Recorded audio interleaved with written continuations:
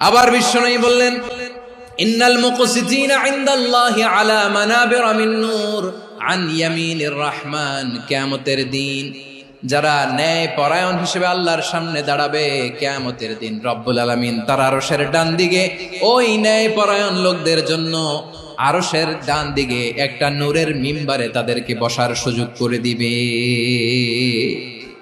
আল্লাহর আরশের ডান দিকে ন্যায় পরায়ণ লোকদের জন্য আল্লাহ তাআলা নূরের মিম্বার বানাবে।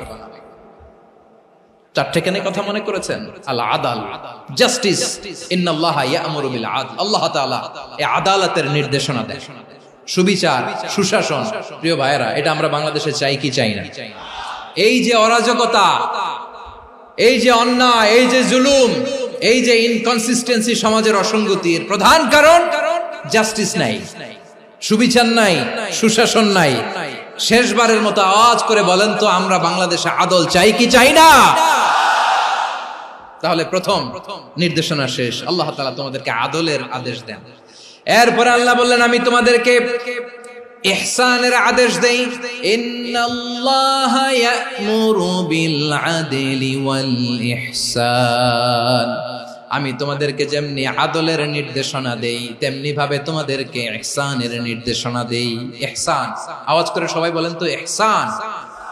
ইহসান মানে কারো প্রতি সফট হার্টেড হওয়া, মহানুভব হওয়া, অনুগ্রহ পরায়ণ হওয়া, অনুগ্রহশীল হওয়া, একে অপরের প্রতি দয়াদ্র হওয়া। একে অপরের প্রতি দয়াদ্র, অনুগ্রহশীল হওয়া ছাড়া মানবিক সমাজ কশিনকালেও গঠন করা সম্ভব না। প্রিয় ভাইয়েরা, সুন্দর আচরণ দিয়ে, ইহসান দিয়ে যা জয় করা যায়, নরম আচরণ দিয়ে যেটা অর্জন করা যায়, কঠোরতা দিয়ে সেটা পারা যায় না। বিষ্ণু ঈসা ইসলাম ইহসান দিয়ে, কোমল আচরণ দিয়ে, তার অনুগ্রহ দিয়ে তিনি অনেক কাফিরের হৃদয়কে জয় করে ফেলেছেন।